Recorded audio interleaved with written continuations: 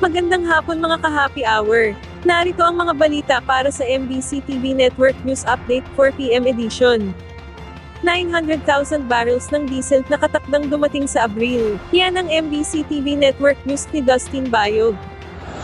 Mas marami pang supply ng langis ang darating sa bansa para sa pagpasok ng Abril ayon sa Department of Energy o DOE. Ayon kay DOE Secretary Sharon Garin, abot sa higit 900,000 bariles ng diesel ang darating sa buong susunod na buwan, habang nauna na dumating sa bansa no March 26 ang abot sa 142,000 na bariles na mula sa bansang Japan. Sa kabuuan, abot sa higit 1,000,000 bariles ang kumpirmadong supply sa bansa para sa buong Abril, na kulang pa sa target na 2 million barrels ng DOE. Magmumula ito sa ilang bansa ng Southeast Asia, gayon din sa mga bansang India at Oman. Dahil naman dito, mula sa tansyang 45 days o hanggang 2 linggo ng Mayo itatagal ang kasalukuyang supply, ay tumaas na raw ito sa halos 2 buwan ayon sa DOE. What this tells us is clear that we have supply. What we have consumed last week was replenished and even increased. Halimbawa nito ang supply ng gasolina, natatagal na hanggang halos 2 buwan, habang tumaas na rin ng 10 araw ang supply para naman sa LPG. Paglilinaw naman ni Garin na bagaman mayroong oras sa bansa na makapaghanap ng panibagong supply, ay apela pa rin ito sa publiko na magtipid.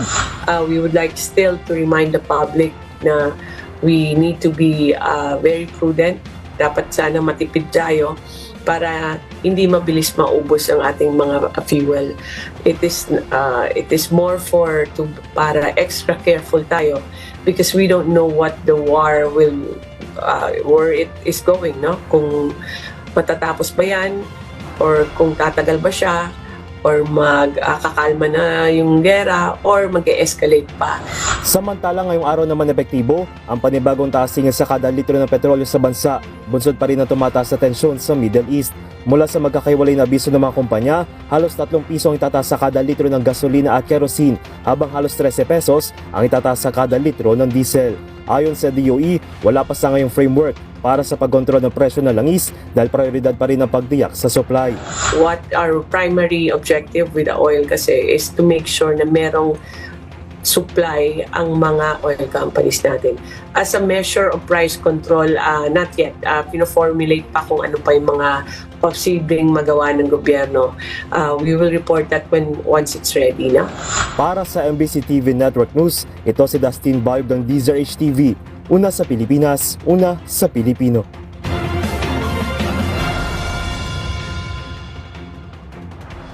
Samantala, dole pagsasama ng libreng sakay sa programang tupad sinusuri na. Ipinahayag ni Department of Labor and Employment Assistant Secretary Attorney Leonard Serrano na kasalukuyang sinusuri ng ahensya ang posibilidad na isama sa tulong panghanap buhay sa ating Disadvantaged Displaced Workers Program ang serbisyong libreng sakay para sa mga commuter, katulad ng ipinatupad sa Maynila. Sa nasabing programa, binabayaran ng lokal na pamahalaan ng mga tsuper aniya, patuloy na pinag-aaralan ng dole kasama ang mga kaukulang ahensya ng gobyerno, ang mga mekanismo upang maipatupad ang naturang inisyatiba para sa mga pasahero.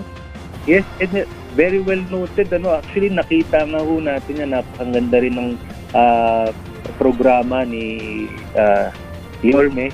Na yun nga, nabibigyan na yung driver ng pangkabuhayan. Yeah. At nakakatulong rin po sa riding public. Yan po yung isa sa mga inaaral actually natin. Kung kakayanin ba natin magbigay ng libreng pasakay.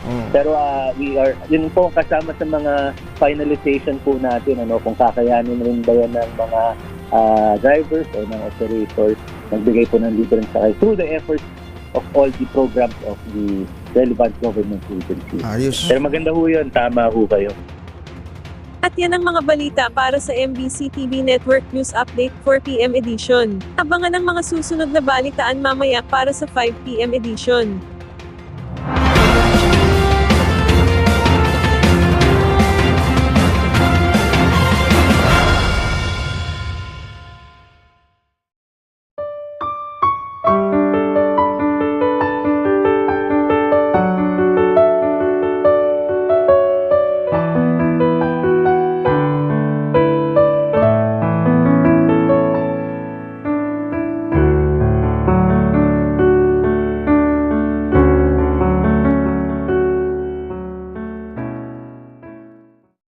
Mga ka-happy hour, kung gusto mong manood ang mga balita sa MBC TV Network News Update, mag-subscribe sa aming YouTube channel, i-like ang aming Facebook page, at i-follow sa aming TikTok account.